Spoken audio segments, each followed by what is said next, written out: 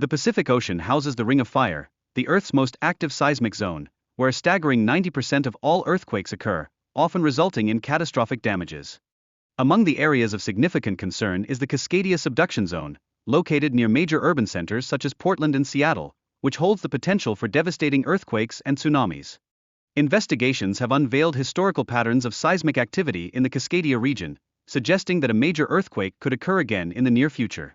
Geological studies indicate that the Cascadia subduction zone can generate earthquakes along its entire 1,000-kilometer length, raising alarms about the potential widespread devastation in densely populated coastal regions. Historical records recount a tsunami from 1700 that ravaged eastern Japan, underscoring the immense force of a potential Cascadia megaquake. Researchers analyze these accounts to trace the event's timeline and magnitude. With 10 million people residing in coastal areas, the potential for future megaquakes in the Cascadia region presents significant risks. Experts caution that the next major earthquake could result in catastrophic outcomes. The Tangaroa research ship is instrumental in collecting core samples immediately following an earthquake, capturing real-time geological changes. This prompt response can lead to groundbreaking scientific insights. Seismic activity drastically alters the underwater landscape, causing large-scale landslides and sediment displacement, which can profoundly affect marine ecosystems. Understanding these transformations is crucial for future predictive models. In New Zealand, the Hikurangi subduction zone presents a significant tsunami threat, with rising apprehensions regarding potential catastrophic events due to accumulated tectonic stress.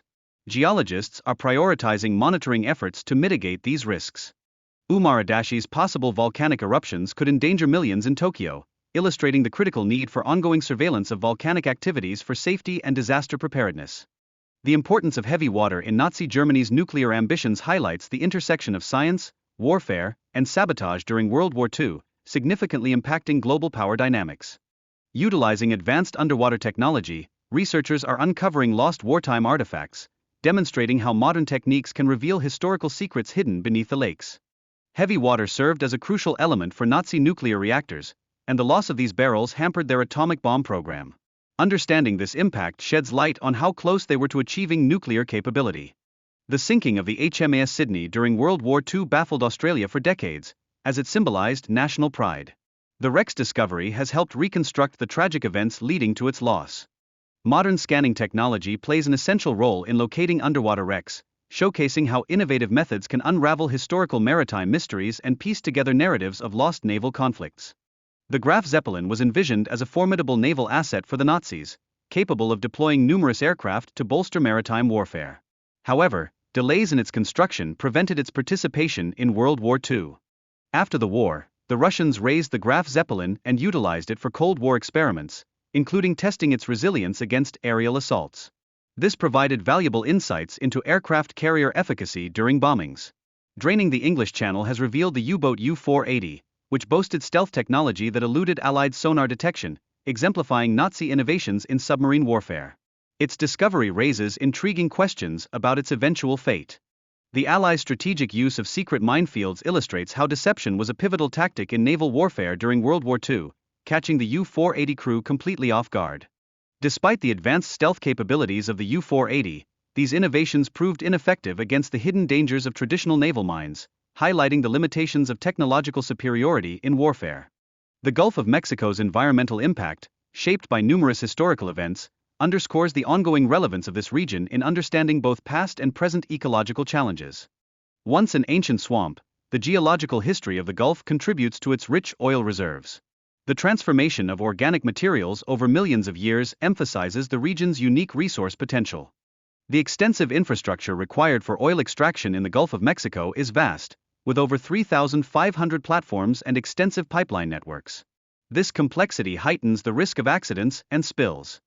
The Deepwater Horizon spill had catastrophic environmental repercussions, releasing nearly 5 million barrels of oil into the ocean. This incident instigated significant reforms in offshore drilling regulations. Privateering, exemplified as state-sanctioned piracy, allowed privateers to profit while serving national interests and significantly influenced trade dynamics during the early 19th century. The wrecks from this era suggest involvement in the illegal slave trade, as one ship may have transported perishable goods, prompting serious questions about the human cost of maritime commerce. The sinking of the Robert E. Lee by a German U-boat during World War II exemplifies the intersection of naval warfare and commercial shipping, profoundly impacting supply chains and military logistics.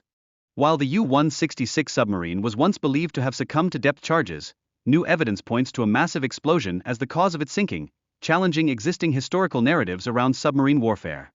The sinking of the U-166 underscores the tragic loss of life during submarine engagements, with all 52 crew members perishing. This highlights the devastating human cost of naval warfare in World War II. The evolution of submarine warfare tactics is embodied in the U-166 incident, showcasing how advancements in strategy and technology transformed naval battles. The Allies' response ultimately shifted the tide in the Atlantic. The Santorini eruption released colossal volumes of volcanic debris, with scientists estimating around 14 cubic miles of material, far exceeding previous understandings of its power. This event reshaped the geography and environment of the surrounding regions. The Minoans, observing the eruption from Crete, found themselves unprepared for the ensuing tsunamis that devastated their coastal communities, obliterating ports and ships. This disaster marked the onset of their civilization's decline. In the aftermath of the eruption, volcanic ash significantly cooled the atmosphere, leading to failed harvests and economic instability for the Minoans. This cascade of disasters ultimately contributed to their diminished Mediterranean influence. Ancient historians like Polius recorded the battle, yet their accounts may lack reliability, raising questions about historical accuracy due to the distance of time and audience perspective. The discovery of battle-damaged bronze rams reveals the ferocity of naval warfare in antiquity, emphasizing that ramming was a principal tactic prior to the advent of gunpowder. Artifacts retrieved from the seabed, including an AR storage jar, indicate Carthaginian involvement in the battle, suggesting the strategic importance of Sicilian waters during conflicts between Rome and Carthage. Underwater vents in the Mediterranean highlight the power of volcanic activity, releasing hot gases and signaling that the region is geologically active. This constant dynamism continually reshapes the surrounding environment. Evidence of magma chambers beneath the seabed reveals a dynamic volcanic system that influences land elevation over time, akin to a breathing mechanism. This is vital for understanding potential eruptions. The video examines the catastrophic potential of future eruptions in this region, drawing parallels to the historical Vesuvius eruption that devastated Pompeii. Monitoring these volcanic systems remains crucial for public safety. The monument features various components like gateways and turtles, which hold significance in ancient Japanese folklore, implying a protective aspect. These elements hint at a deeper cultural meaning associated with the site.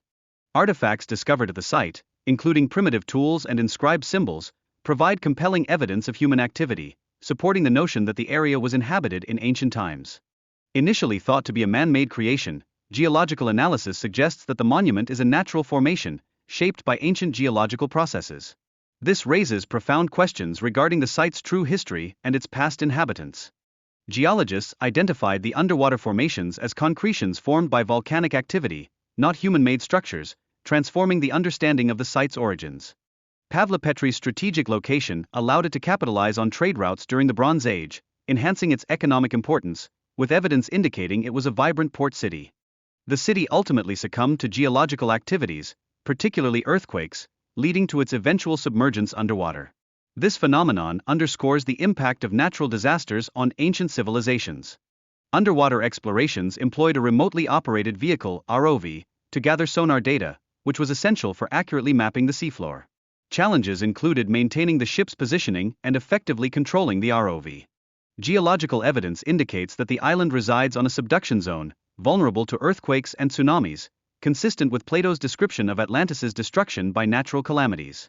Despite uncovering the island, no significant man-made structures have yet been found, evoking questions about the existence of Atlantis and emphasizing the necessity for further archaeological exploration.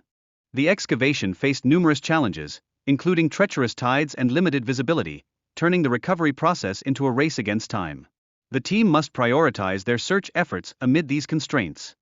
The excavation team employs advanced techniques to recover artifacts, including coins and cannons, which assist in reconstructing the historical context of the ship.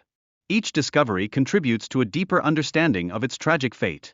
The discovery of smuggled coins raises inquiries into illegal trade practices among crew members, suggesting a widespread engagement in the illicit smuggling of silver for profit, complicating the narrative surrounding the ship's cargo. The Itacha, part of a fleet laden with vast treasure, sank in 1622 during a hurricane, resulting in merely 5 survivors. This disaster sparked centuries of treasure hunting and exploration. Technological advancements, including multi-beam sonar and autonomous underwater vehicles, enable treasure hunters to locate artifacts and comprehend the wreck's geography. These innovations enhance the quest for lost treasures. The Fisher team has successfully recovered substantial treasures, including coins and silver bars, yet estimates indicate that much remains undiscovered. Ongoing searches concentrate on areas where the ship's remnants are believed to have scattered. The HMS Edinburgh was deliberately sunk by its own navy to prevent it from falling into German hands, epitomizing the extreme measures undertaken during wartime. This drastic decision stemmed from the valuable cargo it had on board. Challenges associated with recovering the gold included navigating frigid waters and addressing potential explosives still present on the ship. The team utilized sophisticated saturation diving techniques to conduct their search. The successful retrieval of 460 gold bars marks a historic accomplishment, as it represents the largest haul of lost gold bullion ever discovered. This treasure's unveiling has profoundly altered the lives of those involved in the salvage operation.